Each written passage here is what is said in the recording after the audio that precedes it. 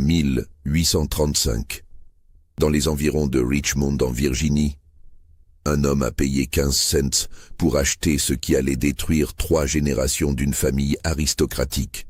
Ce qu'il a ramené chez lui ce jour-là n'était pas simplement une esclave âgée et brisée.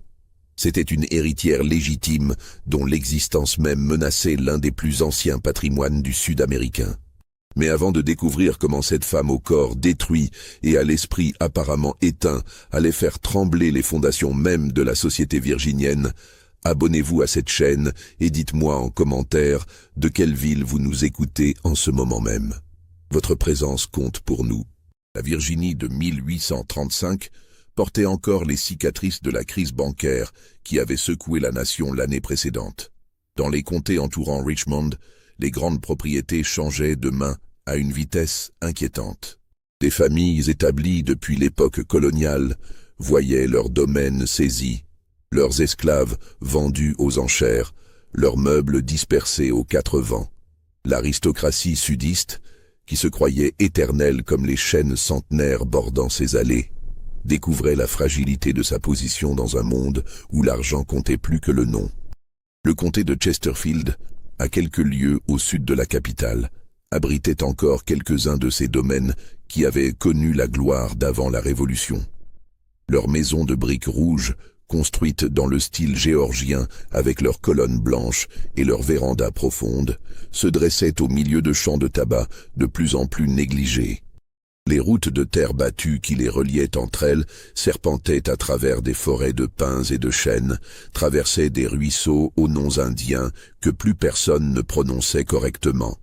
C'était une région où tout le monde connaissait tout le monde, où les liens familiaux s'entrelaçaient depuis des générations, où les mariages avaient été arrangés dans les salons lambrissés bien avant que les enfants concernés ne sachent marcher. Une région où les secrets se transmettaient comme les argenteries et les portraits de famille, où certaines vérités étaient enterrées aussi profondément que les ancêtres dans les cimetières privés cachés derrière les bosquets. Le domaine Fairfax s'étendait sur près de 800 acres le long de la rivière Appomattox. On l'appelait Belmont Park, bien que personne ne se souvînt exactement de l'origine de ce nom. La maison principale, construite en 1768, avait été l'une des plus belles de la région. 3 étages de briques importées d'Angleterre, 12 cheminées, des planchers en noyer noir, des plafonds ornés de moulures en plâtre représentant des scènes mythologiques. Derrière la maison, une allée de magnolias menait au quartier des esclaves, une rangée de cabanes en bois qui abritait une trentaine d'âmes. Mais en 1835, Belmont Park n'était plus que l'ombre de sa splendeur passée. Les volets pendaient de travers, la peinture s'écaillait, plusieurs vitres étaient brisées et remplacées par des planches. Les champs de tabac montraient des zones entières envahies par les mauvaises herbes. Dans les écuries, il ne restait que 3 chevaux là où il y en avait eu 20. Le nombre d'esclaves avait été réduit à une douzaine, les autres ayant été vendus les uns après les autres pour payer les dettes. Augustus Fairfax, le maître de Belmont Park, avait 42 ans mais en paraissait 60.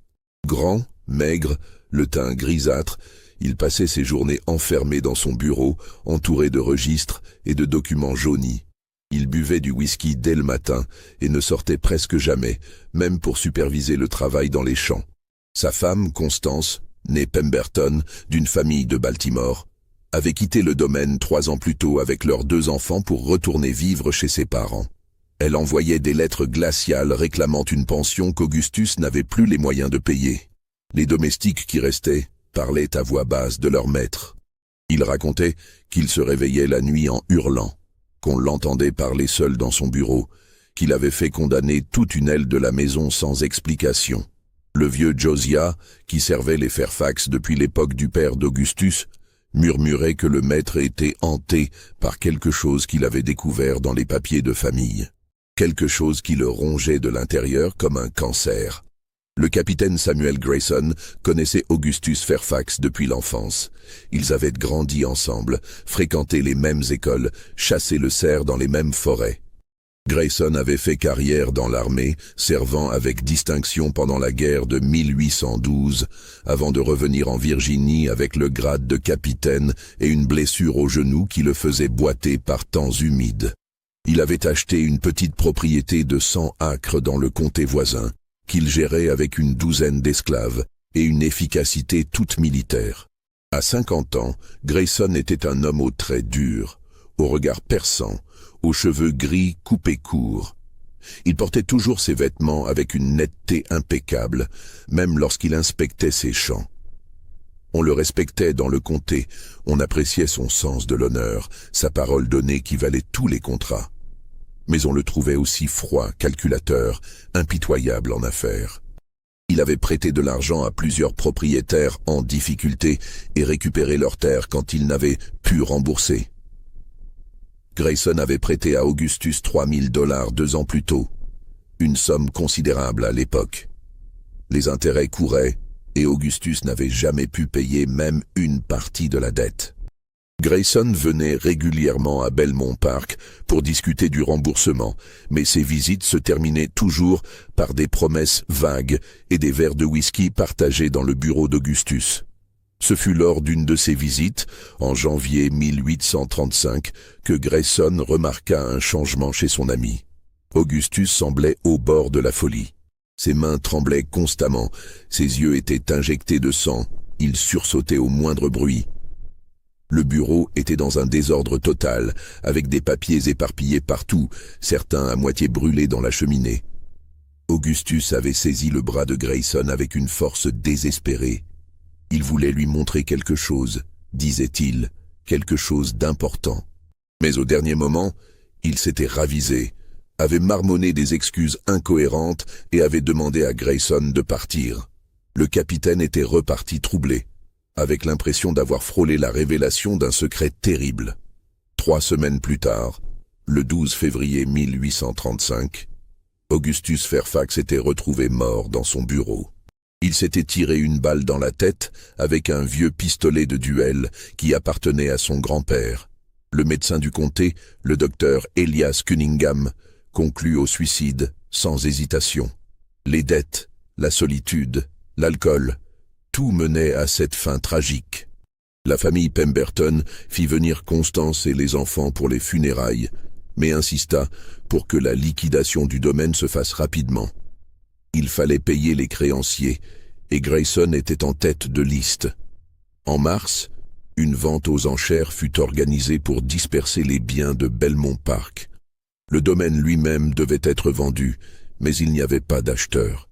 Personne ne voulait d'une propriété aussi endettée, d'une maison qui avait abrité un suicide.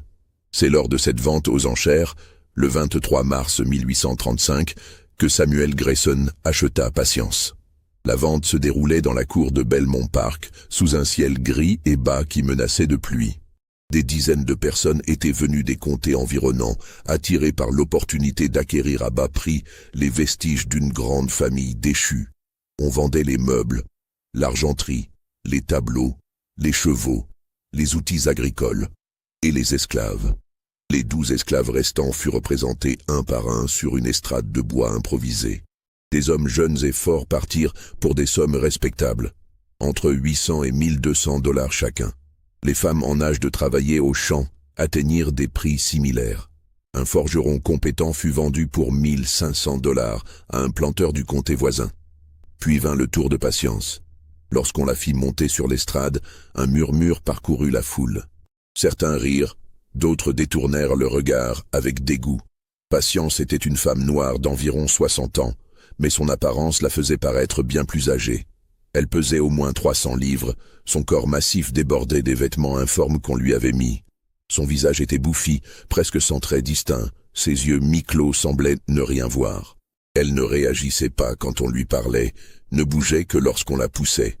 Le commissaire-priseur, un homme nommé Horace Tillman venu de Richmond, tenta de présenter Patience avec professionnalisme, mais sa voix trahissait son embarras. Il expliqua qu'elle avait appartenu au Fairfax depuis sa naissance, qu'elle avait travaillé aux cuisines pendant des années. Il ne mentionna pas qu'elle n'avait pas été vue hors de la maison depuis au moins 15 ans, qu'elle était gardée dans une pièce de l'aile condamnée, que les autres esclaves parlaient d'elle avec une peur superstitieuse. Personne ne fit d'offre. Tillman baissa le prix de départ. $500, puis 300, puis 100. Toujours rien. Qui voudrait acheter une femme aussi âgée, aussi lourde, manifestement incapable de tout travail utile, probablement folle ou idiote? C'est alors que la voix de Samuel Grayson s'éleva. 1500. Le silence se fit dans la cour. Les gens se retournèrent vers le capitaine qui se tenait au fond, appuyé contre un chêne, son visage impassible. Tillman crut avoir mal entendu et demanda confirmation. Grayson répéta son offre d'une voix claire. 1500 pour patience. Tillman marqua une pause, attendant une surenchère qui ne vint jamais, puis abattit son marteau. Vendu. Les murmures reprirent, plus fort cette fois. Pourquoi un homme aussi calculateur que Grayson achetait-il une esclave totalement inutile? Certains suggérèrent qu'il le faisait par pitié, par respect pour la mémoire de son ami Augustus. D'autres, plus cyniques, pensèrent qu'il avait un plan, une utilité qu'eux ne voyaient pas. Mais personne ne comprenait vraiment. Grayson s'approcha de l'estrade, paya les 1500 en pièces d'argent et demanda qu'on fasse descendre Patience. Il la regarda longuement, comme s'il évaluait une acquisition précieuse, puis ordonna à 2 de ses hommes de la faire monter dans son chariot. Patience se laissa faire sans résistance, comme un objet qu'on déplace. Avant de partir, Grayson s'approcha de Tillman et lui demanda à voix basse s'il pouvait consulter les registres concernant Patience. Tillman, surpris mais ne voyant pas de raison de refuser, le conduisit dans le bureau d'Augustus. Les registres d'esclaves étaient dans un tiroir, des cahiers épais où chaque acquisition, naissance, décès et vente était consignée avec soin. Grayson feuilleta les pages jusqu'à trouver l'entrée concernant Patience. Elle était née en 1775, achetée enfant en 1782 par Thomas Fairfax, le grand-père d'Augustus, lors d'une vente à Richmond. Rien de plus. Pas de mention de ses parents, pas d'indication de provenance précise, une histoire banale d'esclave ordinaire. Mais Grayson remarqua quelque chose d'étrange. L'encre de cette entrée était différente du reste de la page, légèrement plus pâle, le style d'écriture subtilement différent. Et dans la marge, presque invisible, quelqu'un avait gratté le papier, comme pour effacer quelque chose. Il passa son doigt sur la zone grattée, sentit les irrégularités du papier abîmé. Tillman observait Grayson avec curiosité. Le capitaine referma le registre, le remercia poliment et quitta Belmont Park avec Patience dans son chariot. En traversant l'allée de Magnolia qui menait à la route, il jeta un dernier regard à la grande maison vide. Les volets claquaient dans le vent qui se levait. Dans quelques mois, la végétation commencerait à envahir les murs. Dans quelques années, Belmont Park ne serait plus qu'une ruine, un souvenir, un sujet de conversation pour les vieilles dames du comté. Mais pour Samuel Grayson, Belmont Park et ses secrets n'en avaient pas fini de jouer un rôle dans sa vie. Pour comprendre ce qui allait se jouer dans les mois suivants, il faut remonter à 1789, 46 ans plus tôt, dans cette même maison de Belmont Park, qui était alors à l'apogée de sa splendeur. Eleanor Fairfax, née Carlyle, était l'une des femmes les plus respectées de Virginie. Épouse de Thomas Fairfax, l'un des hommes les plus riches du comté, elle présidait les réceptions, organisait les bals, correspondait avec des familles de toute la côte Est. Elle avait donné à Thomas 3 fils et 2 filles, tous en bonne santé, tous destinés à de beaux mariages et à perpétuer la lignée. À 45 ans, Eleanor incarnait tout ce que la société virginienne admirait chez une femme de la haute société. Mais derrière la façade impeccable, Eleanor portait un secret qui la dévorait depuis des années. En 1768, l'année de la construction de Belmont Park, Eleanor avait 24 ans et était enceinte de son premier enfant. Thomas était souvent absent, occupé à superviser la construction de leur nouvelle demeure et à gérer ses affaires commerciales.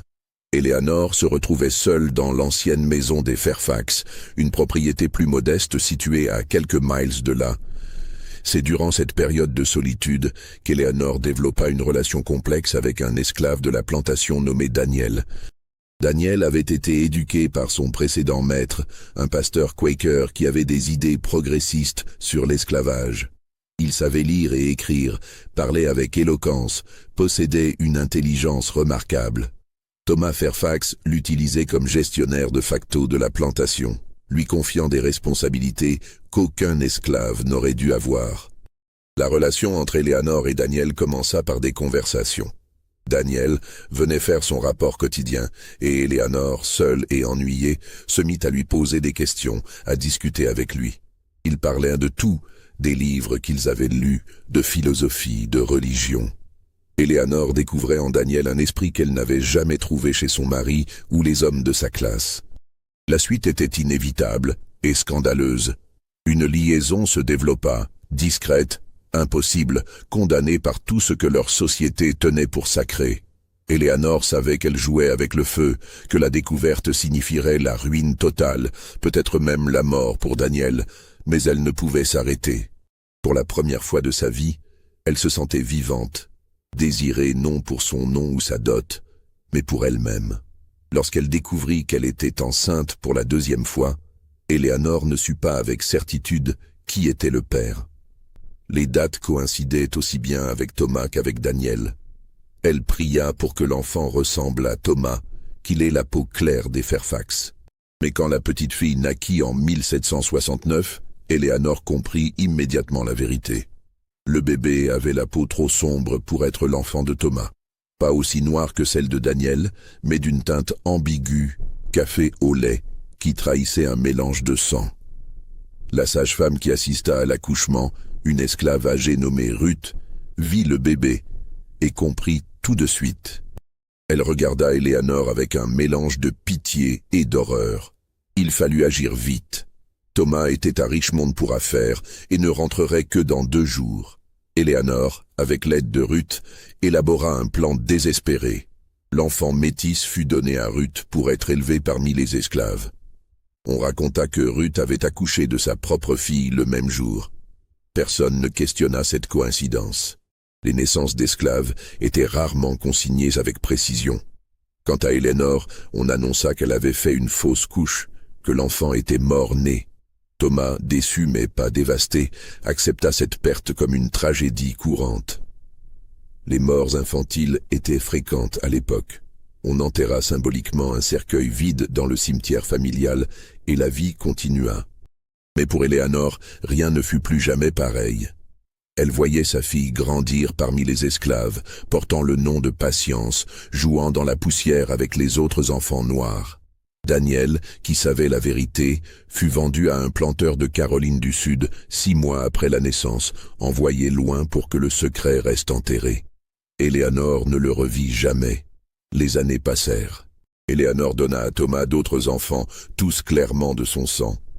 Elle devint la matrone respectée que tous admiraient. Mais chaque jour, elle voyait Patience, qui grandissait en beauté malgré sa condition, qui ressemblait de manière troublante à la jeune Eleanor. Certains esclaves plus âgés commencèrent à murmurer, à remarquer la ressemblance. Ruth, jusqu'à sa mort en 1785, garda le secret, mais d'autres savaient ou suspectaient. En 1789, Eleanor savait qu'elle était mourante. Une maladie des poumons la consumait lentement. Elle avait 65 ans et sentait le poids de son secret devenir insupportable. Elle ne pouvait pas mourir en laissant Patience dans l'esclavage, en sachant que sa propre fille, une Fairfax par le sang, travaillerait et mourrait comme une propriété. Elle convoqua son avocat, Jeremiah Ashton, un homme de Richmond en qui elle avait confiance. Dans le secret absolu, elle lui dicta un codice à son testament. Dans ce document, Eleanor reconnaissait Patience comme sa fille, née de son corps, et lui léguait une part significative de sa fortune personnelle ainsi qu'une parcelle du domaine Fairfax. Elle y incluait également des preuves, une lettre explicite détaillant les circonstances de la naissance de Patience, et un médaillon qu'elle avait porté pendant sa grossesse, qu'elle demandait à être donné à Patience comme preuve de son identité. Ashton tenta de dissuader Eleanor. Un tel document causerait un scandale monstrueux, déchirerait la famille, pourrait même être contesté en justice. Les lois de Virginie sur la filiation étaient complexes, et reconnaître un enfant né de l'esclavage ouvrait une boîte de Pandore juridique. Mais Éléanore insista. C'était sa fille. Elle avait le droit de savoir, le droit d'hériter. Le codicille fut rédigé, signé devant témoins et scellé. Ashton promit de ne l'ouvrir qu'après la mort d'Éléanore et de Thomas pour éviter le choc à son mari. Le document fut placé dans un coffret de métal, lui-même caché dans la chapelle privée des Fairfax, une petite construction de pierre située au fond du domaine, près du cimetière familial. Éléanore mourut en novembre 1789, emportant son secret avec elle. Ashton respecta sa promesse et ne dit rien. Thomas Fairfax mourut en 1807, sans avoir jamais su la vérité. Le codicille resta caché dans la chapelle, oublié pendant des décennies. Mais le secret, comme tous les secrets, ne resta pas complètement enterré. Patience grandit à Belmont Park sans jamais connaître la vérité sur sa naissance. On lui dit qu'elle était la fille de Ruth, née esclave, destinée à mourir esclave. Elle travaillait aux cuisines, aidait à la lessive, s'occupait des enfants blancs de la maison. Elle était connue pour sa douceur, son intelligence, sa capacité à apprendre rapidement. Certains membres de la famille Fairfax la traitaient avec une gentillesse inhabituelle, sans comprendre pourquoi ils ressentaient une affection particulière pour cette esclave. En 1828, Patience avait 53 ans. Elle avait vu plusieurs générations de Fairfax naître et mourir. Elle avait servi le fils d'Éléanore, puis son petit-fils Augustus. Elle était devenue une figure familière de Belmont Park, une présence discrète mais constante. C'est cette année-là qu'Augustus, alors âgé de 35 ans, décida de faire des recherches sur l'histoire de sa famille. Il venait d'hériter du domaine après la mort de son père et voulait mieux comprendre ses racines. Il passa des semaines dans les archives familiales, lisant de vieux journaux, des lettres, des documents légaux. Un jour d'été étouffant, Augustus explora la chapelle familiale qu'il n'avait pas visitée depuis son enfance. La chapelle était dans un état de semi-abandon. Construite en 1770 par son arrière-grand-père, elle n'avait servi que pour quelques mariages et funérailles avant d'être délaissée. L'intérieur sentait le moisi et la poussière. Les bancs de bois étaient rongés par les termites. L'autel de pierre était couvert de feuilles mortes, entré par une fenêtre brisée. Derrière l'autel, Augustus remarqua une pierre légèrement descellée dans le mur. Par curiosité, il la poussa. Elle bougea facilement, révélant une petite cavité. À l'intérieur, un coffret de métal vert de gris. Augustus ramena le coffret à la maison et l'ouvrit. Il contenait un document scellé portant le nom de Jeremiah Ashton, décédé depuis longtemps, et la date de 1789. Augustus brisa le sceau et commença à lire. Ce qu'il découvrit le glaça d'horreur. Le codicille de sa grand-mère Éléonore détaillait tout. La liaison avec Daniel, la naissance de Patience, la reconnaissance de sa filiation, l'intention de lui léguer une partie de la fortune et du domaine. La lettre d'Éléanore était déchirante dans sa sincérité, expliquant son amour pour Patience, sa culpabilité de l'avoir abandonnée, son désir de réparer cette injustice avant sa mort. Augustus relut le document plusieurs fois, incapable de croire ce qu'il avait sous les yeux. Patience, la grosse femme qui travaillait à ses cuisines depuis toujours, était sa grande tante. Elle avait du sang Fairfax. Selon les termes du testament, elle aurait dû hériter d'une part de la fortune familiale. Mais ce n'était pas tout. Augustus, qui connaissait le droit, comprit immédiatement les implications légales. Si ce document était authentique et reconnu par un tribunal, Patience pourrait potentiellement revendiquer bien plus que ce qu'Éléanore lui avait légué. Les lois sur l'héritage étaient complexes et la présence d'un héritier non reconnu pouvait remettre en question toute la chaîne de succession depuis la mort d'Éléanore. Dans le pire des cas, Patience pourrait réclamer une part significative de Belmont Park lui-même. Et comme elle était techniquement la fille aînée d'Éléanore, née avant les autres enfants légitimes, certains avocats astucieux pourraient même argumenter qu'elle avait la priorité sur toute la succession. Augustus passa la nuit dans son bureau, tournant et retournant le problème dans sa tête. Il ne pouvait pas simplement ignorer le document. Sa conscience, formée par une éducation religieuse stricte, lui disait que Patience avait le droit de savoir, le droit de réclamer ce qui lui revenait. Mais en même temps, reconnaître cette vérité signifierait détruire sa famille, son nom, tout ce pour quoi les Fairfax avaient travaillé pendant des générations. Le scandale serait monstrueux. On apprendrait qu'Eleanor Fairfax, l'icône de vertu, avait eu une liaison avec un esclave, que le sang noir coulait dans les veines des Fairfax, que toute la respectabilité de la famille n'était qu'une façade. Les portes de la bonne société se fermeraient. Ses propres enfants seraient marqués par cette révélation. Et puis il y avait l'aspect financier. Augustus était déjà endetté. Belmont Park était en difficulté. Si une partie du domaine devait être cédée à Patience, ou si des créanciers apprenaient que la propriété de Belmont Park était juridiquement contestable, toute la structure financière s'effondrerait. Augustus prit une décision. Il allait faire disparaître le document, le brûler, l'enterrer, faire comme s'il ne l'avait jamais trouvé. Patience continuerait sa vie comme esclave, ignorante de sa véritable identité, et l'honneur des Fairfax serait préservé. Mais une fois cette décision prise, Augustus ne trouva pas la paix. Le poids du secret commença à l'écraser. Il voyait Patience chaque jour, cette femme vieillissante qui travaillait pour lui sans savoir qu'elle était de son sang, qu'elle aurait dû être libre, riche, respectée. Sa culpabilité grandissait, se mêlait à l'alcool qu'il buvait de plus en plus pour oublier. L'histoire que vous êtes en train de découvrir est basée sur des recherches approfondies dans les archives judiciaires et les documents de succession de Virginie.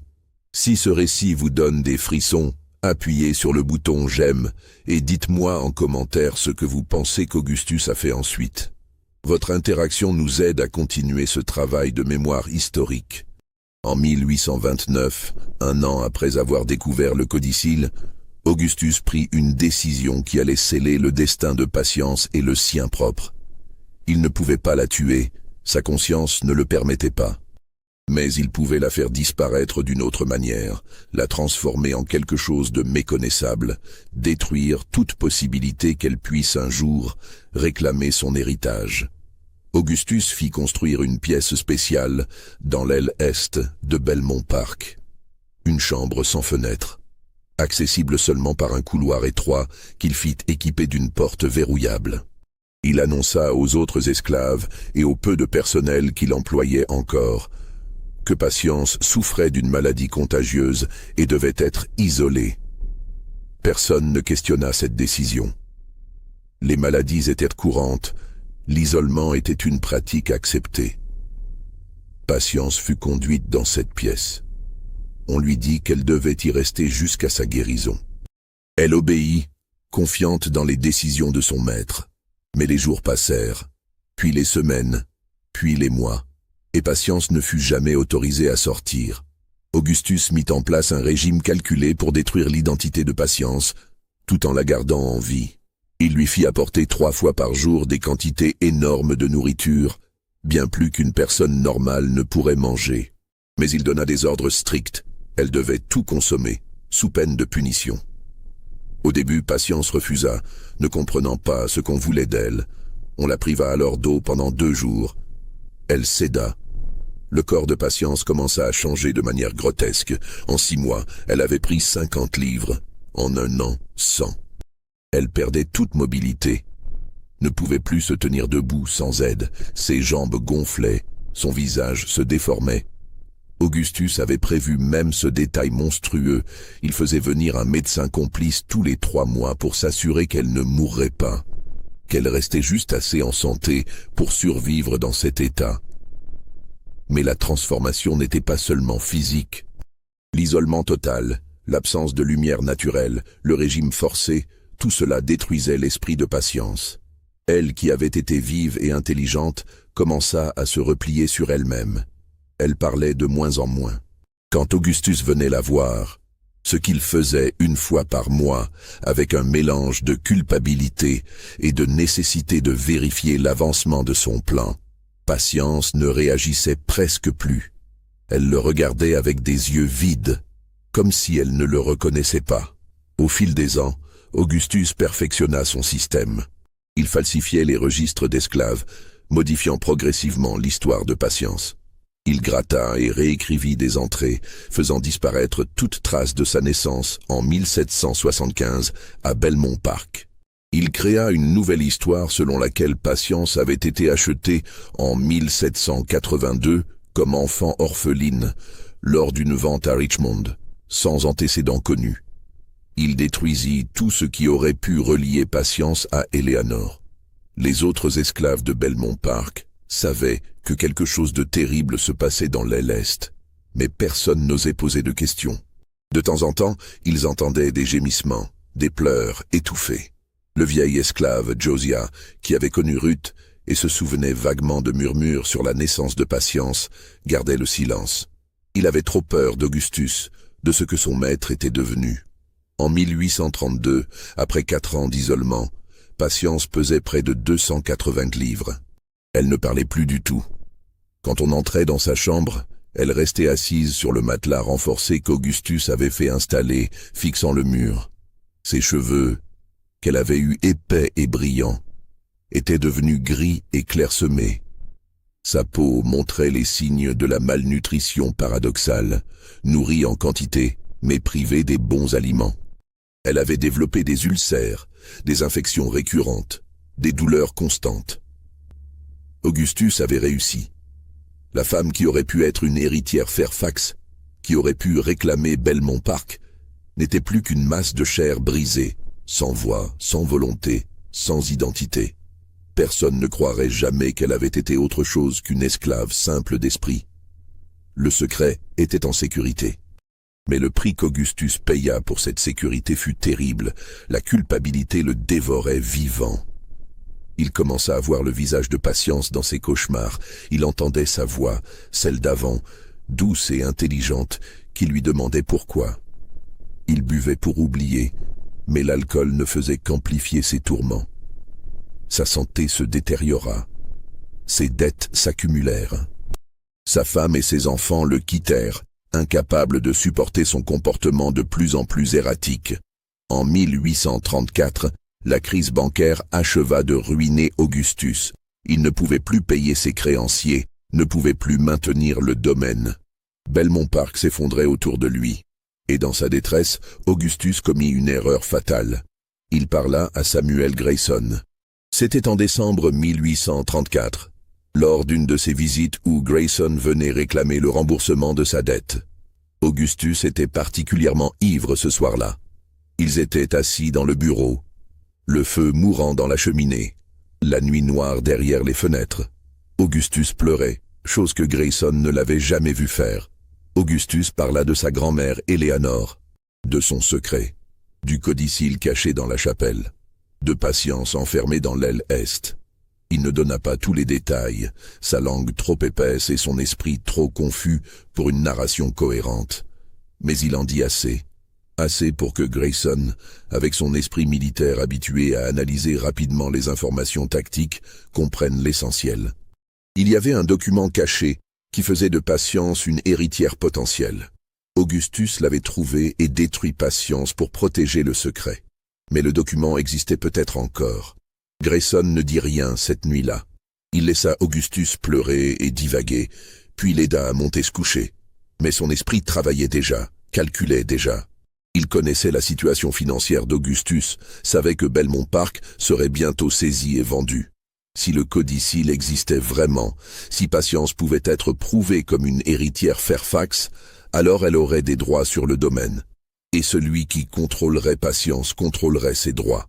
Le lendemain, Grayson retourna chez lui et commença ses propres recherches. Il se rendit aux archives du comté, consulta les anciens registres de propriété, les testaments, les actes de succession.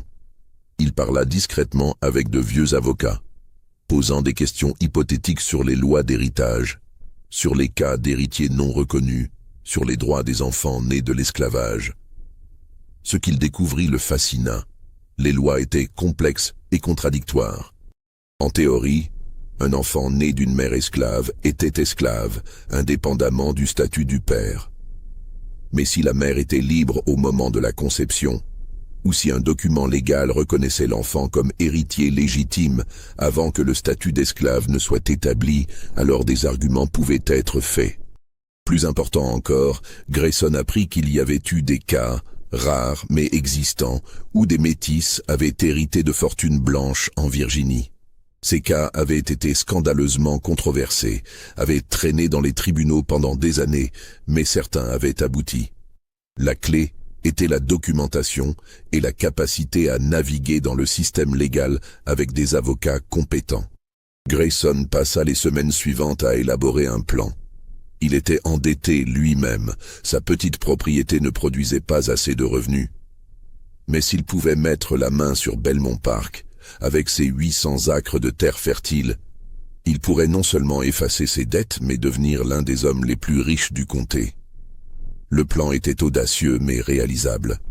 Première étape, acheter patience lors de la vente aux enchères inévitable après la mort ou la ruine d'Augustus.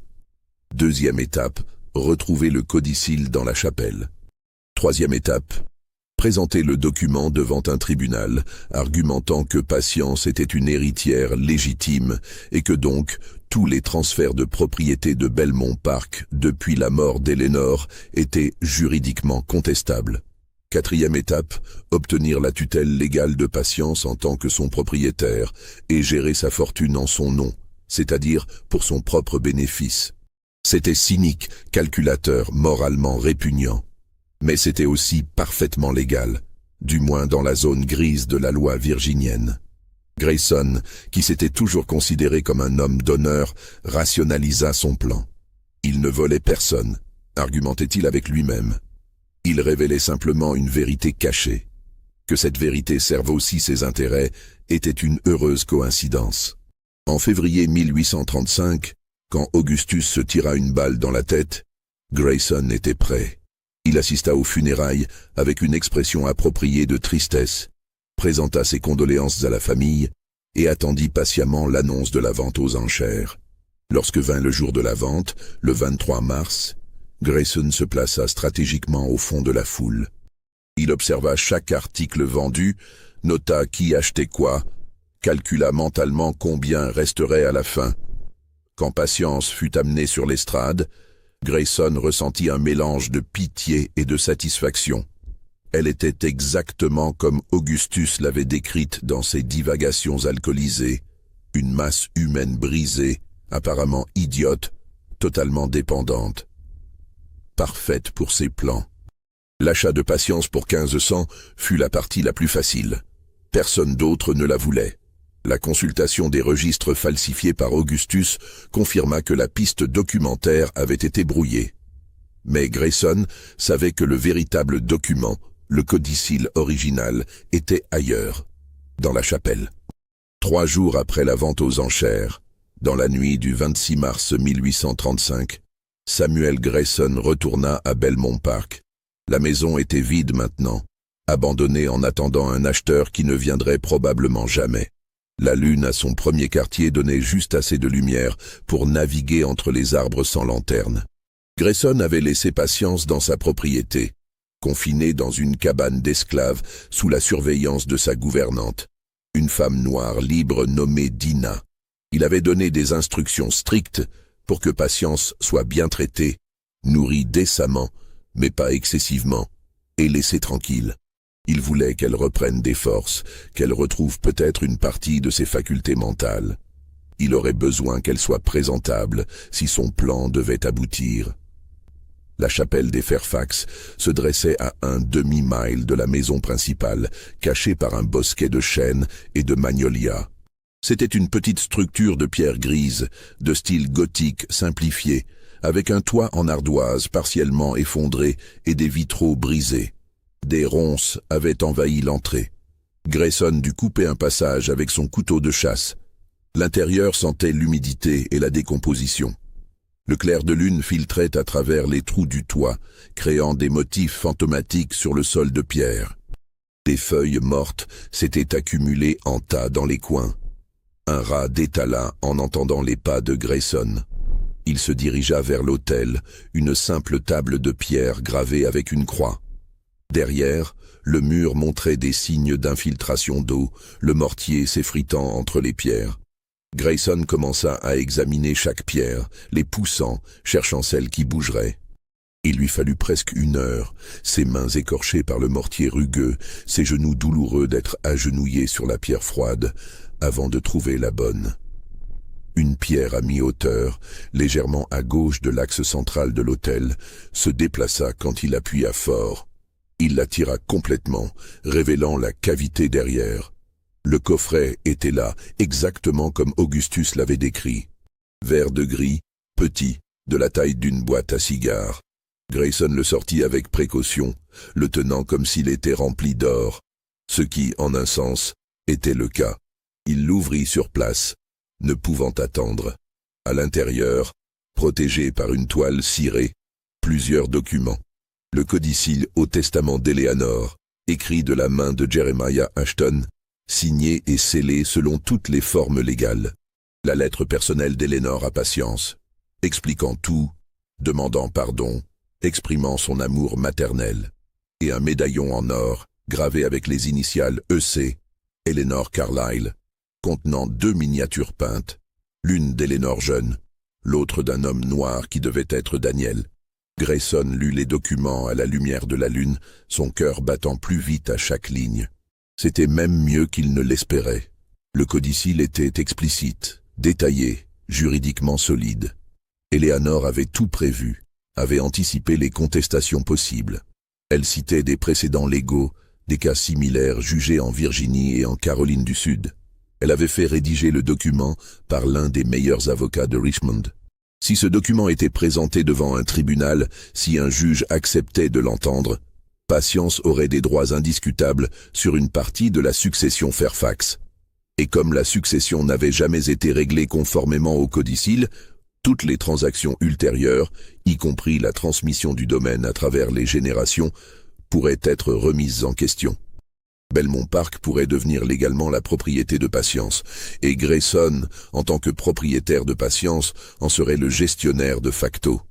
Il referma le coffret, le glissa sous sa veste et quitta la chapelle. En marchant vers son cheval attaché près de la route, il élaborait déjà les prochaines étapes. Il faudrait consulter des avocats, plusieurs, pour s'assurer de la stratégie légale optimale.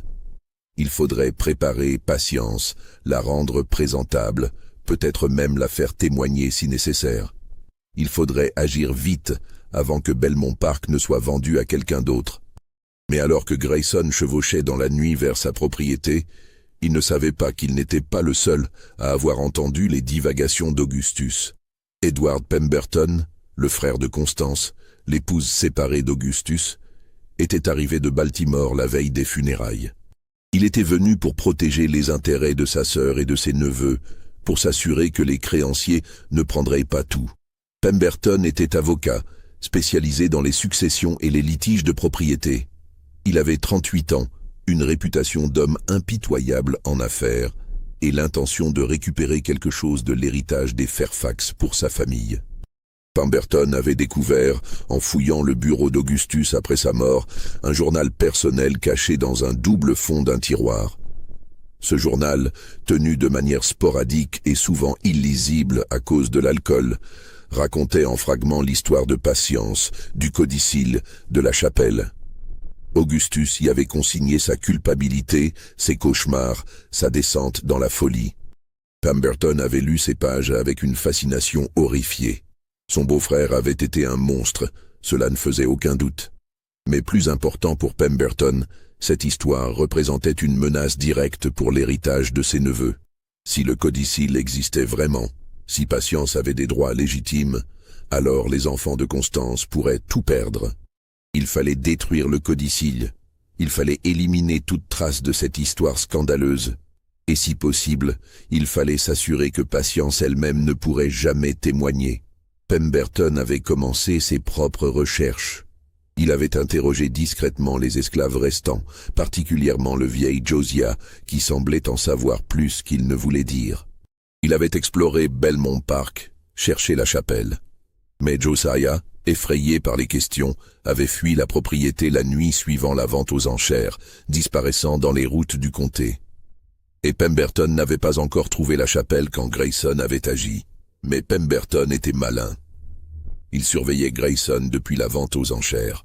L'achat de patience pour 1500 l'avait immédiatement alerté. Personne n'achetait une esclave inutile sans raison. Grayson savait quelque chose. Pemberton avait fait suivre Grayson par un homme de confiance, un détective privé de Baltimore nommé Walsh. C'est Walsh qui avait vu Grayson retourner à Belmont Park dans la nuit du 26 mars, qu'il avait suivi jusqu'à la chapelle, qu'il avait observé de loin sortir avec le coffret sous sa veste. Walsh avait immédiatement fait son rapport à Pemberton. Le lendemain matin, le 27 mars, Pemberton se présenta à la propriété de Grayson, accompagné de Walsh et de 2 autres hommes, anciens soldats engagés comme gardes du corps. Grayson les reçut dans son salon avec une courtoisie glaciale. Il savait pourquoi ils étaient là. La confrontation était inévitable. Pemberton alla droit au but. Il savait que Grayson avait trouvé un document dans la chapelle Fairfax. Il savait que ce document concernait l'esclave Patience. Il exigeait que Grayson lui remette le document immédiatement. En échange, Pemberton était prêt à payer une somme généreuse, disons $2000, et à annuler la dette qu'Augustus devait à Grayson. Grayson écouta l'offre sans expression. Puis il sourit, un sourire froid qui ne montait pas jusqu'à ses yeux. Il refusa. Le document, expliqua Grayson, était la propriété légitime de Patience. Et comme il était le propriétaire légal de Patience, il en était le gardien.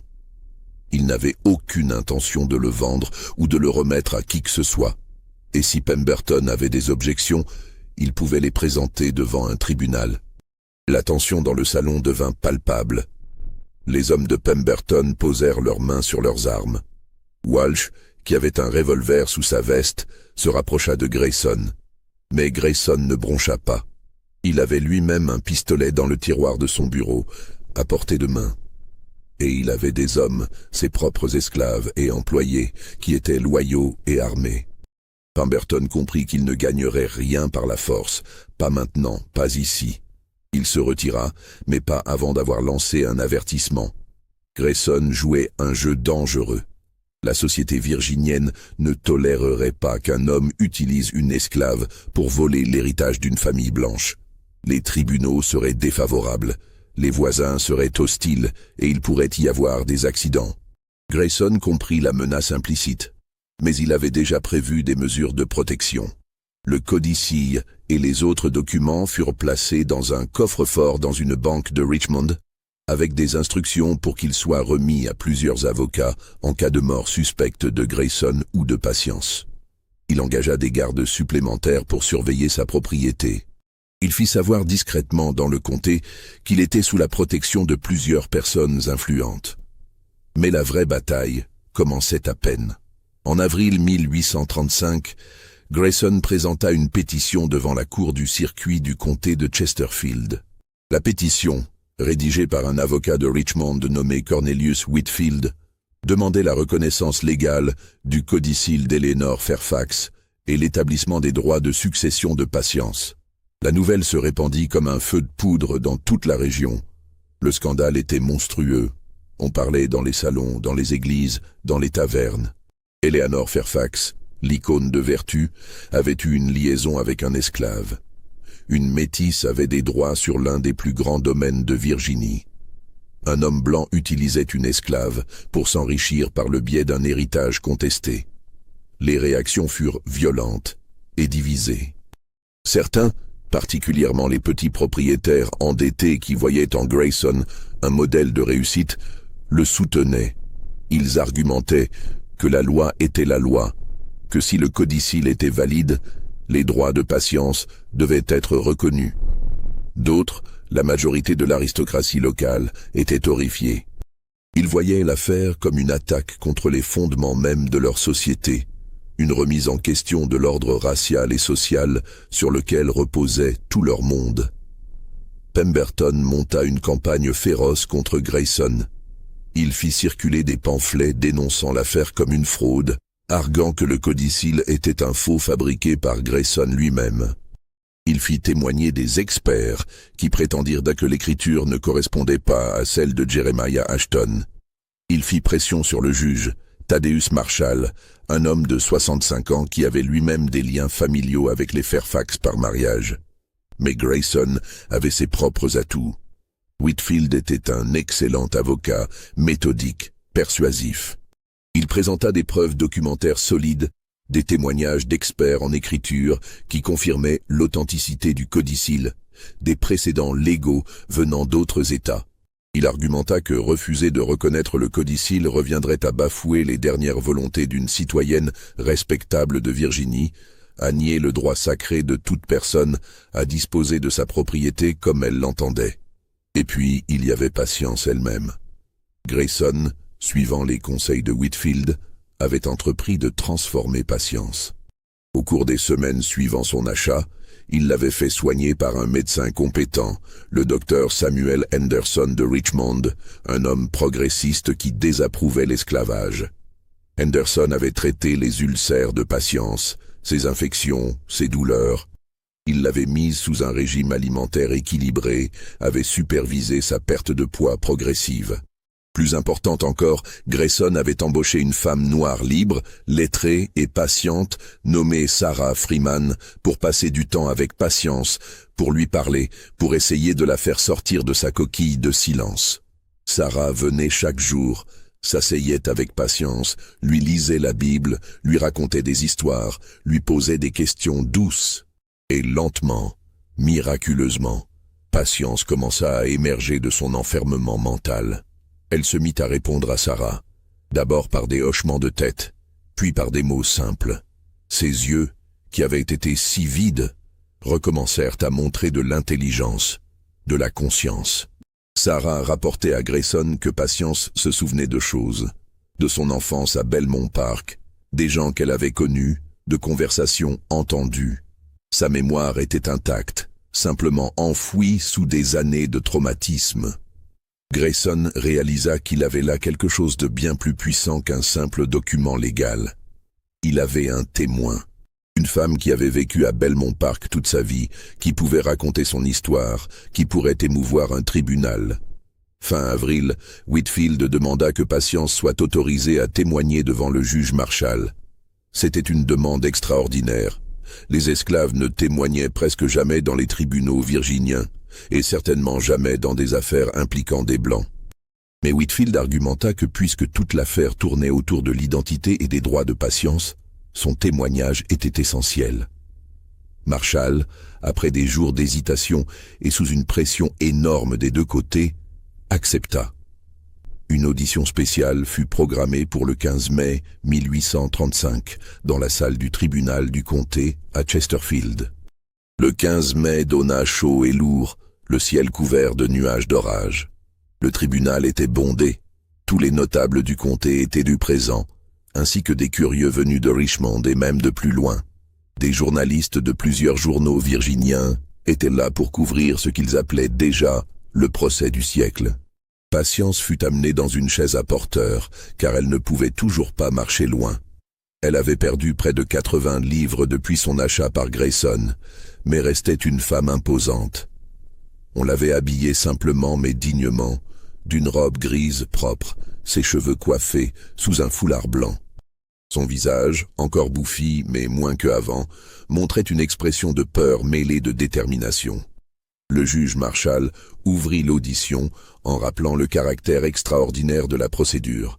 Il insista sur le fait que le témoignage d'une esclave n'établissait aucun précédent légal, que c'était une exception unique due aux circonstances exceptionnelles de l'affaire. Puis il invita Whitfield à procéder. Whitfield s'approcha de Patience avec une douceur calculée. Il commença par des questions simples.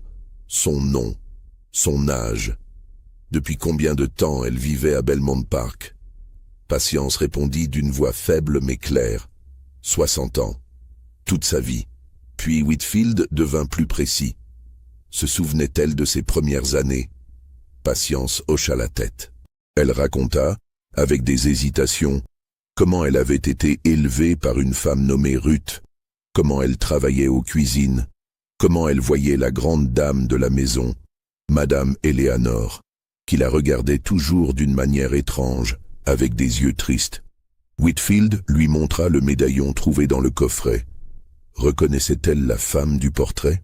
Patience regarda longuement, puis ses yeux se remplirent de larmes. Oui, c'était Madame Eleanor. Elle se souvenait de l'avoir vue porter ce médaillon autour du cou quand elle était petite. La salle bruissait de murmures. Marshall dut réclamer le silence. Whitfield continua. Que s'était-il passé en 1829? Pourquoi Patience avait-elle été enfermée? Patience hésita longuement. Puis, d'une voix tremblante, elle raconta. Le jeune maître Augustus était venu la voir. Il avait l'air fou, effrayé. Il lui avait dit qu'elle devait être isolée pour son bien, pour le bien de tous. Puis elle avait été conduite dans cette chambre sans fenêtre. Et elle n'en était jamais ressortie. Elle raconta la nourriture forcée, la prise de poids, l'isolement, les années qui passaient dans l'obscurité. Elle raconta comment elle avait perdu la capacité de parler, comment son esprit s'était fragmenté. Sa voix se brisait en racontant, et plusieurs personnes dans la salle pleuraient ouvertement, émues par cette histoire de souffrance. Puis Whitfield posa la question cruciale. Patience avait-elle déjà entendu parler d'Eleanor Fairfax étant sa mère? Savait-elle qu'elle avait du sang Fairfax? Patience secoua la tête. Non. Elle ne l'avait appris que récemment, quand M. Grayson et Mademoiselle Sarah lui avaient montré les documents, lui avaient lu la lettre de Madame Eleanor. Elle avait eu du mal à le croire. Mais en y réfléchissant, cela expliquait tant de choses, les regards, la gentillesse inhabituelle, les murmures des autres esclaves. Whitfield se tourna vers le juge. Il demanda que le codicille soit officiellement reconnu, que les droits de Patience soient établis, et que Samuel Grayson soit nommé tuteur légal de Patience pour gérer son héritage. Ce fut le tour de Pemberton de contre-interroger. Il se leva, son visage rouge de colère contenue. Il attaqua Patience brutalement, suggérant qu'elle avait été entraînée par Grayson, que son histoire avait été fabriquée, qu'elle disait ce qu'on lui avait ordonné de dire. Comment pouvait-elle se souvenir d'événements survenus il y a plus de 50 ans, alors qu'elle avait passé les dernières années dans un état de démence apparente? Patience ne répondit pas tout de suite. Elle le regarda longuement, et dans ses yeux, Pemberton vit quelque chose qui le glaça. Une intelligence ancienne, une mémoire qui avait tout enregistré, même dans les moments les plus sombres. Puis elle parla, et sa voix était plus forte qu'avant. Elle se souvenait de tout. Du jour où Madame Eleanor était morte, en novembre 1789, quand tout Belmont Park pleurait. Du jour où Maître Thomas était mort, en 1807, et qu'elle avait servi le repas funéraire. Du jour où le jeune Augustus s'était marié avec Mademoiselle Constance, la sœur de cet homme qui l'interrogeait maintenant. Elle se souvenait de chaque Noël, de chaque récolte, de chaque naissance et mort dans la famille Fairfax. Elle énuméra des détails, des événements que seule une personne ayant vécu à Belmont Park pendant 60 ans aurait pu connaître. Le chien favori de Thomas, qui s'appelait César.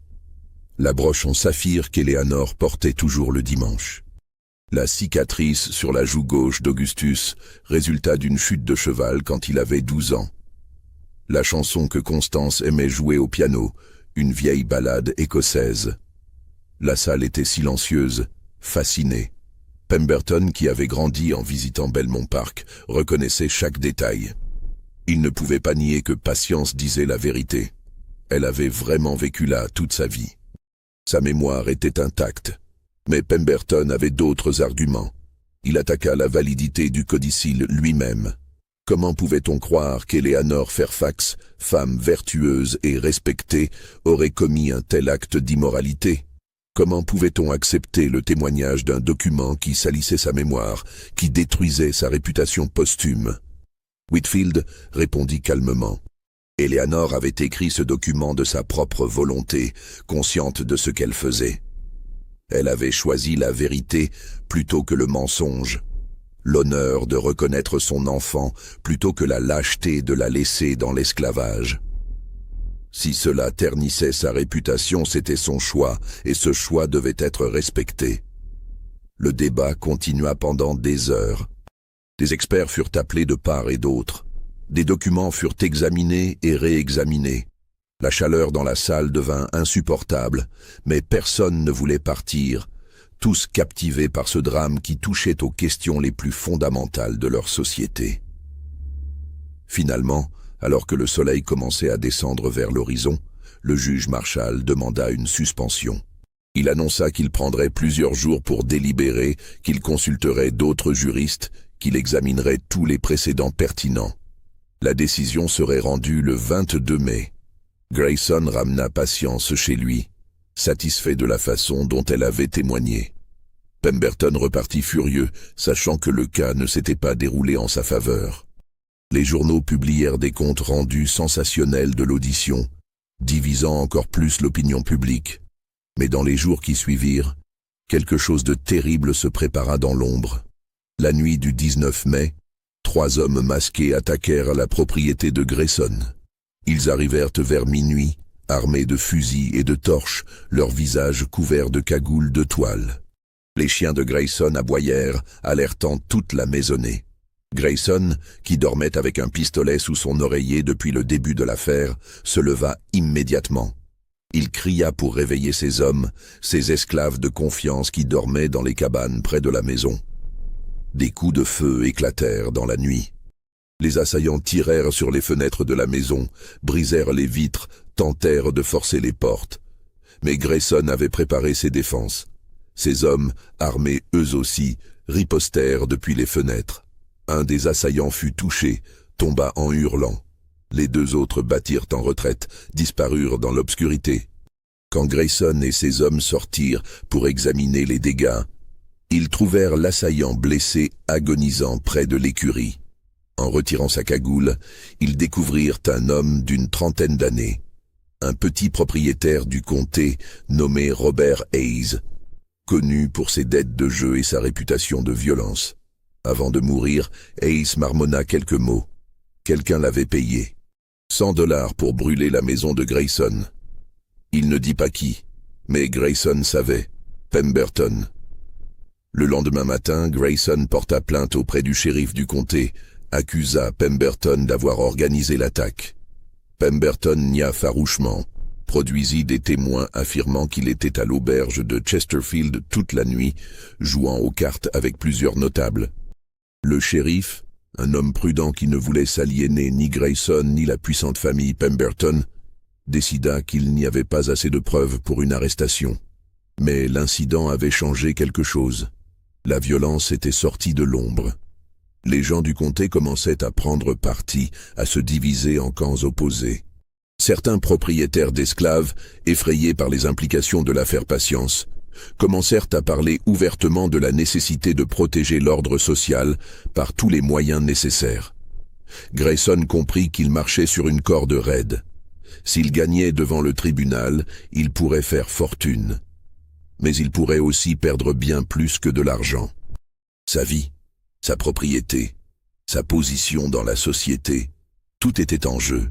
Il renforça encore ses défenses, engagea des gardes supplémentaires, déplaça Patience dans une chambre secrète au centre de sa maison, la plus protégée possible. Il écrivit un testament détaillé, s'assurant que si quelque chose lui arrivait, les documents seraient remis aux autorités appropriées. Il contacta des alliés politiques à Richmond, demanda leur protection. Mais il savait que tout dépendait maintenant de la décision du juge Marshall. Le 22 mai 1835, la salle du tribunal était encore plus bondée que lors de l'audition. Des gens étaient venus de tout le comté, certains même d'autres États, attirés par la notoriété de l'affaire. Des soldats de la milice avaient été postés à l'extérieur pour maintenir l'ordre, tant on craignait des émeutes selon l'issue du jugement. Le juge Marshall entra, son visage grave et fatigué. Il avait à peine dormi pendant ces jours de délibération, déchiré entre sa conscience, la loi et les pressions énormes venant de tous les côtés. Il portait un document épais, sa décision écrite sur une 20aine de pages. Il commença à lire d'une voix monotone, expliquant d'abord l'historique de l'affaire, les arguments des 2 parties, les questions légales en jeu. La salle écoutait dans un silence tendu. chaque personne essayant de deviner la conclusion à partir du ton et des mots choisis. Marshall parla longuement de la validité du codicille. Après examen approfondi, après consultation avec des experts, il avait conclu que le document était authentique. L'écriture correspondait à celle de Jeremiah Ashton. Les témoins qui avaient signé étaient identifiables et respectables. Les formes légales avaient été respectées. Le codicille était valide. Un murmure parcourut la salle. Grayson sentit son cœur battre plus vite. Pemberton serra les poings. Mais Marshall n'avait pas fini. Il passa ensuite à la question de la filiation. Patience était-elle légalement la fille d'Eleanor Fairfax? Le codicille le déclarait. La lettre personnelle d'Eleanor le confirmait. Le témoignage de Patience, avec tous ses détails vérifiables, rendait l'histoire crédible. Cependant, et c'est là que Marshall hésita visiblement avant de continuer, il y avait la question de la race et du statut légal. Patience était née d'une mère blanche libre et d'un père esclave noir. Selon les lois de Virginie, le statut suivait celui de la mère.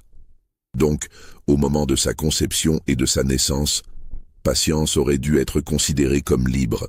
Mais, et c'était crucial, elle avait été enregistrée dès l'enfance comme esclave, fille d'une esclave nommée Ruth. Elle avait vécu toute sa vie comme esclave. Son statut avait été accepté pendant plus de 60 ans sans contestation. Marshall cita plusieurs précédents juridiques. Dans un cas en Caroline du Sud en 1818, un tribunal avait décidé qu'une personne qui avait vécu comme esclave pendant plus de 20 ans ne pouvait contester ce statut, même avec des preuves de filiation libre. Le principe de prescription s'appliquait. La société avait besoin de stabilité, de certitude dans les statuts légaux. Le cœur de Grayson commença à couler. Il voyait où Marshall allait. Le juge continua. Il reconnaissait que Patience avait souffert terriblement, que Augustus Fairfax avait commis des actes monstrueux contre elle. Il reconnaissait qu'Eleanor avait eu l'intention de léguer une partie de sa fortune à Patience. C'était une intention noble, touchante même, mais la loi devait être appliquée de manière cohérente. Si on permettait à Patience de réclamer son héritage maintenant, cela ouvrirait la porte à d'innombrables contestations similaires. Combien d'esclaves en Virginie pouvaient prétendre avoir du sang blanc, avoir des droits sur des propriétés blanches? Le système entier de propriété et de succession serait jeté dans le chaos. Marshall prit une profonde respiration, puis il prononça sa décision. Le codicille était reconnu comme authentique et valide. Patience était reconnue comme la fille biologique d'Eleanor Fairfax. Mais en raison de son statut d'esclave établi depuis plus de 60 ans, elle n'avait pas de droits légaux à réclamer un héritage.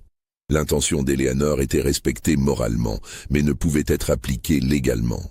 Cependant, et Marshall insista sur ce point, il recommandait fortement que la famille Fairfax et Samuel Grayson trouvent un arrangement à l'amiable.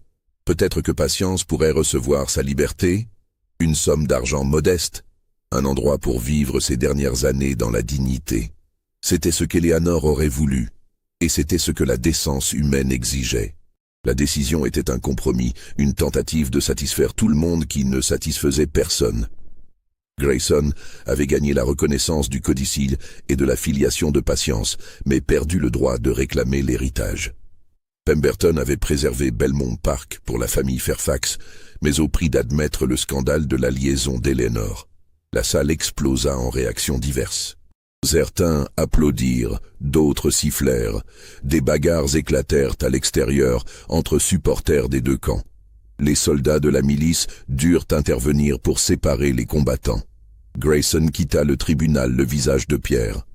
Il avait perdu toute sa planification, tous ses calculs, tous ses risques, pour rien. Il ne mettrait jamais la main sur Belmont Park. Les documents dans le coffre-fort de Richmond ne valaient plus que le papier sur lequel ils étaient écrits. Pemberton, de son côté, était soulagé, mais pas triomphant. Le scandale était maintenant public. Le nom Fairfax était sali à jamais. Les enfants de Constance hériteraient de Belmont Park, mais ils porteraient aussi le poids de cette histoire honteuse. Et Patience.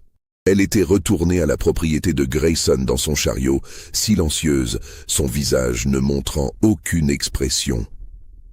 Que pensait-elle de tout cela? Personne ne le demanda. Dans les semaines qui suivirent le jugement, Samuel Grayson dut faire face à la réalité de sa situation. Il avait dépensé des milliers de dollars en frais juridiques. Il avait aliéné une bonne partie de la communauté. L'attaque contre sa propriété avait causé des dégâts qu'il devait réparer. Et il se retrouvait avec Patience, une femme âgée et malade, dont il était responsable mais qui ne lui rapportait rien. Pemberton, fidèle à l'esprit du jugement de Marshall, sinon à sa lettre, fit une offre. Il payerait à Grayson 1000 $, annulerait la dette d'Augustus, et en échange, Grayson affranchirait Patience et la laisserait partir. Pas de conditions, pas d'arrangement futur, juste la liberté. Grayson accepta. Il n'avait plus de raison de garder Patience, et franchement, la voir chaque jour lui rappelait son échec. Le 5 juin 1835, des papiers d'affranchissement furent signés devant notaire. Patience était officiellement libre, mais libre pour faire quoi? Elle avait 60 ans, était en mauvaise santé, ne connaissait rien au monde en dehors de Belmont Park et de la propriété de Grayson. Elle n'avait pas de famille, pas d'amis, pas de ressources. Ce fut Sarah Freeman, la femme qui avait aidé Patience à retrouver sa voie, qui proposa une solution. Elle avait une petite maison à Richmond où elle vivait avec sa sœur. Elle prendrait Patience, s'occuperait d'elle pour ses dernières années. Pemberton, dans un rare moment de générosité ou peut-être simplement pour se débarrasser du problème définitivement, accepta de payer une pension annuelle de 50 $ pour l'entretien de Patience. Le 10 juin, Patience quitta la propriété de Grayson pour la dernière fois. Sarah l'accompagna dans le chariot vers Richmond. Grayson ne vint pas lui dire au revoir. Il resta dans son bureau, buvant du whisky, essayant de ne pas penser à tout ce qui aurait pu être. Patience s'installa dans la petite maison de Sarah, une construction de bois modeste dans un quartier de gens de couleur libre à la périphérie de Richmond. Elle avait une chambre à elle, une vraie chambre avec une fenêtre donnant sur un jardin. Pour la première fois depuis 1829, elle pouvait voir le soleil, sentir le vent sur son visage, entendre les oiseaux chanter. Sarah continua à s'occuper d'elle avec patience et gentillesse. Elle lui lisait les journaux, lui racontait les nouvelles de la ville, l'aidait à marcher dans le jardin quand le temps le permettait. Lentement, très lentement, Patience continuait à guérir, autant que quelqu'un ayant subi ce qu'elle avait subi pouvait guérir.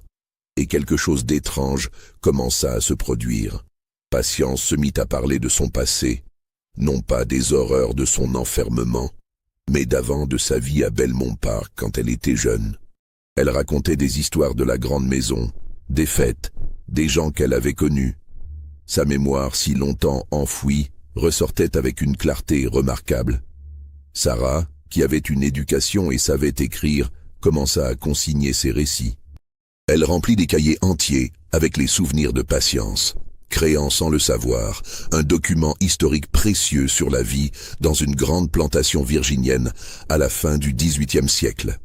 Mais Patience parlait aussi d'autre chose, de secrets, de choses qu'elle avait vues et entendues pendant les 60 années où elle avait vécu à Belmont Park, où elle avait été invisible, ignorée, considérée comme un meuble. Les conversations qu'elle avait surprises, les documents qu'elle avait vus, les événements dont elle avait été témoin. Elle parla d'un enfant mort en 1803, le fils aîné du fils d'Éléanor, qu'on avait dit mort de fièvre, mais qui portait des marques de violence. Elle parla de l'incendie mystérieux de 1815 qui avait détruit une partie des écuries et tué 3 esclaves. Incendie qu'elle avait vu être allumé délibérément par le contremaître de l'époque pour cacher un vol. Elle parla des femmes esclaves forcées dans le lit des maîtres, des enfants métis vendus rapidement avant qu'ils ne deviennent trop visiblement blancs. Elle parla de meurtres déguisés en accidents, de testaments falsifiés, de mariages arrangés sous la menace. Elle parla d'empoisonnement lent, de dénonciations malveillantes, de fortunes volées. Patience, l'esclave invisible, avait été témoin de 60 ans de crimes commis par la famille Fairfax et leurs associés. Sarah, horrifiée et fascinée, écrivait tout. Elle demanda à Patience si elle voulait que ces histoires soient rendues publiques. Patience réfléchit longuement. Puis elle secoua la tête. Non, elle avait eu sa justice, ou du moins ce qui s'en rapprochait le plus. Elle avait sa liberté. Elle savait enfin qui était sa mère, pourquoi elle l'avait regardée avec ses yeux tristes. C'était suffisant. Les cahiers furent cachés dans le grenier de la maison de Sarah, destinés peut-être à être lus un jour lointain, quand tous les protagonistes seraient morts, quand les secrets ne pourraient plus blesser personne. Belmont Park fut finalement vendu en août 1835 à un marchand de Richmond nommé Jonathan Pierce pour la somme dérisoire de $3 000, moins que ce qu'Augustus devait à Grayson seul. Pierce avait l'intention de diviser la propriété et de revendre les parcelles séparément, réalisant un profit modeste. La grande maison elle-même, trop coûteuse à entretenir et maintenant associée au scandale, fut progressivement abandonnée. Les enfants de Constance et Augustus, qui avaient techniquement hérité du domaine, ne reçurent presque rien après le paiement des créanciers. Ils grandirent chez leurs grands-parents, Pemberton à Baltimore, portant le poids du nom Fairfax, mais sans la fortune qui allait traditionnellement avec. Le scandale de leur grand-mère Eleanor et la folie de leur père marquèrent leur vie. L'aîné, Thomas Augustus Fairfax, se suicida en 1853 à l'âge de 28 ans. La fille, Mary, ne se maria jamais et vécut recluse jusqu'à sa mort en 1881. Edward Pemberton retourna à Baltimore, sa réputation légèrement ternie par l'association avec l'affaire. Il continua sa pratique juridique, mais ne connut jamais le succès qu'il avait espéré. Il mourut en 1858 d'une crise cardiaque, laissant une veuve et 4 enfants dans une situation financière précaire. Samuel Grayson, lui, survécut à l'affaire mais ne s'en remit jamais vraiment. Il continua à gérer sa petite propriété, remboursant lentement les dettes accumulées pendant le procès. Il ne se maria jamais, n'eut pas d'enfant. Les gens du comté le traitaient avec un mélange de respect pour son passé militaire et de méfiance pour ce qu'ils voyaient comme sa tentative de subvertir l'ordre social. Il mourut en 1852 à l'âge de 67 ans, d'une pneumonie. Dans son testament, il légua sa propriété à un neveu avec une seule instruction étrange, léguer $50 par an à une femme de couleur libre nommée Patience, si elle vivait encore. Le neveu, qui ne connaissait pas l'histoire complète, respecta cette clause sans comprendre. Patience vécut jusqu'en 1843, atteignant l'âge remarquable de 68 ans. Dans ces dernières années, elle avait retrouvé une certaine paix. Elle s'était fait quelques amis dans la communauté de couleur libre de Richmond. Elle aidait Sarah et sa sœur à tenir leur maison. Elle allait à l'église le dimanche, dans une petite congrégation méthodiste où personne ne connaissait son histoire. Elle mourut paisiblement dans son sommeil par une nuit de février pendant une tempête de neige. Sarah la trouva le matin, son visage serein, une expression presque souriante sur ses lèvres. On l'enterra dans le cimetière pour gens de couleur libre, avec une simple pierre tombale portant son nom et ses dates de naissance et de mort. Rien n'indiquait qu'elle avait été l'héritière cachée d'une des plus grandes fortunes de Virginie. Les cahiers contenant ses souvenirs restèrent dans le grenier de Sarah pendant des années. Sarah mourut en 1870 et sa sœur vendit la maison à une famille qui ne savait rien de l'histoire. Les cahiers furent probablement jetés ou brûlés lors d'un nettoyage. L'histoire complète de Patience, avec tous ses secrets sur les Fairfax et les autres familles de Virginie, fut perdue à jamais. La chapelle de Belmont Park, où tout avait commencé, s'effondra en 1862 pendant la guerre civile. Des soldats de l'Union campant dans la région utilisèrent les pierres pour construire un mur défensif. Aujourd'hui, il ne reste aucune trace de la chapelle, ni de la cachette où Eleanor avait placé son codicille. La grande maison de Belmont Park brûla en 1875, Incendie d'origine inconnue. Les ruines furent abandonnées, progressivement envahies par la végétation. Au XXe siècle, le site fut acheté par un promoteur qui construisit un lotissement résidentiel. Des familles ordinaires vivent maintenant où se dressait autrefois la demeure des Fairfax, ignorant complètement l'histoire qui s'est déroulée sous leurs pieds. Dans les archives du comté de Chesterfield, le dossier judiciaire de l'affaire Fairfax contre Grayson existe toujours, rangé dans une boîte poussiéreuse avec des centaines d'autres vieux cas. Le codicille original, les lettres d'Eleanor, le médaillon, tous ces objets sont conservés dans un dépôt de preuves. Personne ne les a consultés depuis plus d'un siècle. Les employés des archives ne connaissent pas leur signification. Quelques historiens locaux, au fil des ans, sont tombés sur des mentions de l'affaire dans de vieux journaux. Ils l'ont noté comme une curiosité, un cas bizarre de succession impliquant des allégations de sang mêlé. Mais aucun n'a vraiment creusé, aucun n'a reconstitué l'histoire complète. Elle reste fragmentée, dispersée à travers des documents publics, des lettres privées, des souvenirs oraux maintenant perdus. Aujourd'hui, si vous vous promenez dans le comté de Chesterfield, en Virginie, près de Richmond, vous pourriez passer devant un petit lotissement résidentiel sans le remarquer. Des maisons de banlieue ordinaires, des pelouses bien entretenues, des enfants jouant dans la rue. Rien n'indique que c'était autrefois Belmont Park, domaine des Fairfax, théâtre d'un des secrets les plus sombres de la Virginie du XIXe siècle. Vous pourriez visiter les archives du comté, demander à voir les vieux registres de succession. Si vous saviez exactement quoi chercher, vous trouveriez le dossier de l'affaire Fairfax contre Grayson, datant de 1835. Vous pourriez tenir dans vos mains le codicille original écrit par Eleanor Fairfax, toucher le même papier qu'elle a touché, lire les mots qu'elle a dictés pendant qu'elle mourait, consciente qu'elle abandonnait sa fille. Vous pourriez chercher le cimetière pour gens de couleur libre de Richmond, celui qui existait dans les années 1840. Il a été déplacé dans les années 1920 pour faire place à un projet de développement urbain. Les pierres tombales ont été entassées dans un coin d'un autre cimetière, beaucoup brisées, les noms effacés par le temps. Celle de Patience, si elle a survécu, serait illisible maintenant. L'histoire de Patience est vraie dans tous ses éléments essentiels. Une femme née avec du sang de deux mondes, privée de son identité par peur et par cupidité, utilisée comme pion dans les jeux de pouvoir et d'argent d'hommes qui ne la considéraient pas vraiment comme humaine. Son histoire est celle de tant d'autres, perdus dans les angles morts de l'histoire officielle, enterrés dans des archives que personne ne consulte, oubliés parce que leur existence même était embarrassante pour ceux qui écrivaient les récits. Augustus Fairfax a détruit Patience pour protéger un secret. Samuel Grayson a tenté de la utiliser pour s'enrichir. Edward Pemberton a combattu pour préserver l'honneur d'un nom de famille. Tous ont agi selon leur propre logique, leur propre moralité, leur propre intérêt.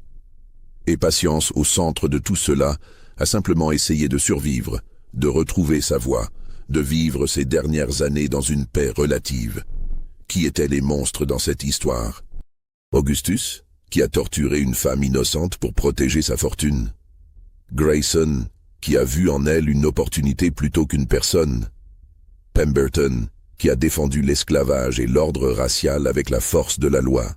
Ou était-ce le système lui-même, cette société virginienne qui considérait des êtres humains comme propriété, qui valorisait la pureté raciale au-dessus de la vérité, qui permettait à de telles tragédies de se dérouler sous le couvert de la légalité et de la respectabilité? L'histoire ne donne pas de réponse facile. Elle pose simplement des questions qui résonnent encore aujourd'hui. Questions sur l'identité, sur la justice, sur ce que nous devons aux ancêtres et à leurs secrets. Questions sur ce qui se cache derrière les façades respectables, dans les archives poussiéreuses, dans les histoires que les familles ne racontent pas. Patience a existé, elle a souffert, elle a survécu. Et puis elle a été oubliée, comme tant d'autres dont les vies ne rentraient pas dans les narratives confortables que les sociétés construisent sur elles-mêmes. Mais peut-être que son histoire, même fragmentée, même incomplète, mérite d'être racontée. Peut-être que ce souvenir de Patience, héritière dépouillée et femme brisée qui a retrouvé sa voix trop tard pour réclamer ce qui lui revenait, est une forme de justice tardive. Une reconnaissance que sa vie comptait, que sa souffrance n'était pas vaine, que l'histoire ne devrait pas être écrite seulement par les vainqueurs et les puissants.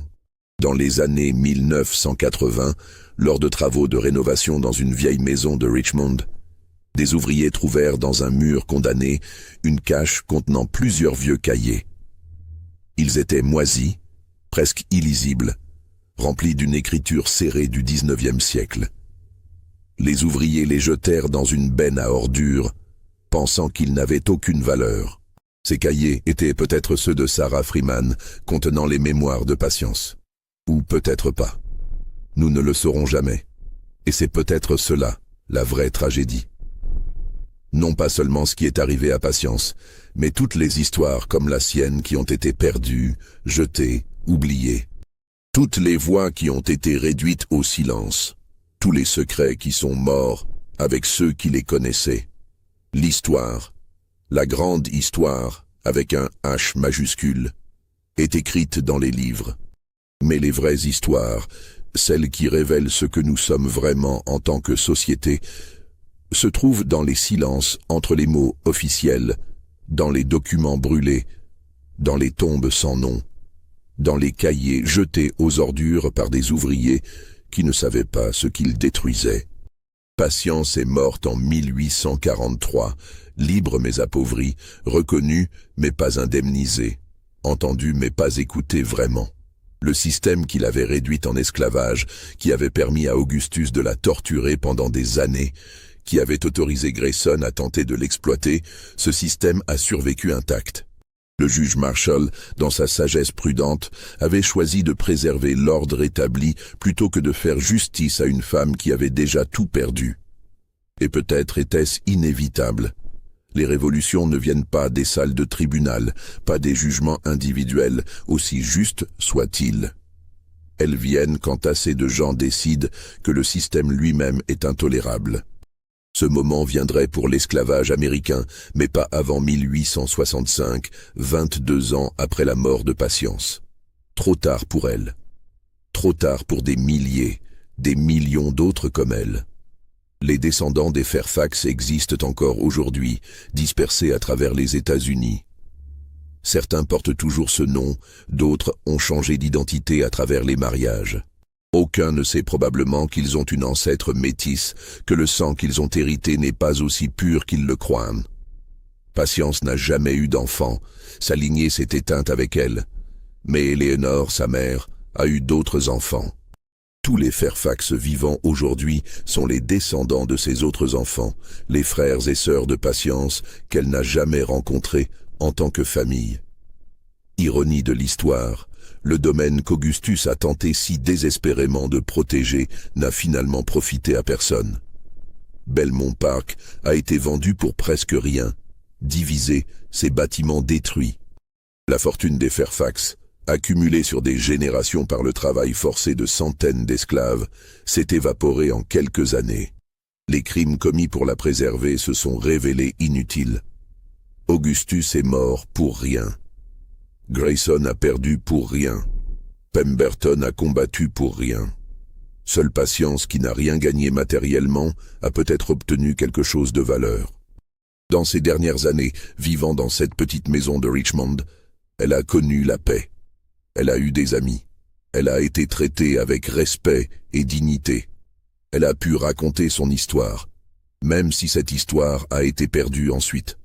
Elle a su, finalement, qui était sa mère, pourquoi elle l'avait regardée avec ses yeux tristes pendant toutes ces années. C'est peut-être suffisant. Ou peut-être pas.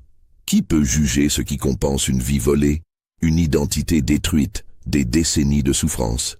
Cette histoire, reconstituée à partir de fragments d'archives judiciaires, de registres de succession, de mentions dans de vieux journaux, pose une question que vous seul pouvez répondre. Croyez-vous que tout a vraiment été révélé?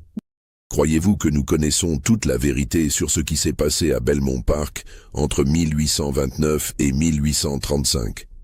Croyez-vous que les cahiers de Sarah Freeman ont vraiment été détruits? Ou existent-ils quelque part, attendant d'être redécouverts? Dites-nous ce que vous en pensez dans les commentaires. Abonnez-vous pour découvrir d'autres histoires enfouies dans les archives de l'histoire. Et si vous connaissez quelqu'un qui s'intéresse aux secrets sombres du passé américain, partagez cette histoire avec lui. Parce que se souvenir, même des histoires les plus sombres, c'est honorer ceux qui les ont vécues. En 1998, lors de la construction d'un parking souterrain à Richmond, les pelleteuses ont mis au jour ce qui restait d'un ancien cimetière. Les archéologues appelés sur place ont identifié plusieurs dizaines de sépultures datant du XIXe siècle, appartenant à une communauté de gens de couleur libre. Parmi les ossements exhumés, numérotés et catalogués avant d'être réinhumés ailleurs, se trouvait peut-être Patience. Ou peut-être pas. Les registres étaient incomplets, les pierres tombales effacées depuis longtemps. L'une des sépultures, identifiée seulement comme femme numéro 23, montrait des signes de malnutrition sévère, suivis d'une amélioration dans les dernières années de vie. Les os des jambes portaient des marques de stress inhabituelles, comme si la personne avait porté un poids excessif pendant longtemps. L'âge estimé au décès était entre 65 et 70 ans. La date approximative de l'inhumation était autour de 1840. Les restes de femmes. Numéro 23 repose maintenant dans un ossuaire collectif dans un cimetière moderne de Richmond, avec ceux de dizaines d'autres personnes anonymes. Une plaque commémorative générique honore leur mémoire, sans mentionner de nom, car les noms ont été perdus. Si c'était Patience, elle partage maintenant son repos éternel avec d'autres hommes et femmes qui ont vécu et sont morts dans l'ombre de l'histoire, dont les vies comptaient pour eux-mêmes et pour ceux qui les aimaient, mais qui n'ont jamais été jugées assez importantes pour être mémorisées par les historiens officiels. Et peut-être que c'est une fin appropriée. Patience a passé sa vie parmi les invisibles, ceux qui servaient en silence, qui souffraient sans être entendus, qui mouraient sans être pleurés publiquement. Qu'elle repose maintenant parmi eux semble juste, d'une certaine façon. Mais son histoire, même fragmentée, même incomplète, survit. Dans les archives du comté de Chesterfield, dans les mentions des vieux journaux, dans ce récit que vous venez de lire, elle survit parce que quelqu'un a choisi de la raconter, de creuser dans les documents poussiéreux, de connecter les fragments, de donner une voix à une femme qu'il avait perdue pendant si longtemps. L'histoire appartient aux vivants. Nous choisissons quelles histoires raconter, lesquelles enterrer, lesquelles ressusciter. En racontant l'histoire de Patience, nous affirmons que sa vie comptait, que sa souffrance n'était pas insignifiante, que la vérité a de la valeur même quand elle est inconfortable. Quelque part en Virginie, dans une boîte d'archives poussiéreuse, le codicille d'Eleanor Fairfax attend encore. Le papier jauni, l'encre pâlie mais les mots restent. Une mère demandant pardon à sa fille. Une femme essayant de réparer une injustice. Un document qui a déclenché un scandale, ruiné des vies, révélé des secrets. Personne ne l'a consulté depuis des décennies. Personne ne se souvient qu'il est là. Mais il existe. Témoin silencieux d'une histoire qui refuse d'être complètement oubliée. Et c'est peut-être cela, finalement, la vraie leçon de l'histoire de Patience. Les secrets ne restent jamais complètement enterrés. Les injustices ne sont jamais complètement oubliées.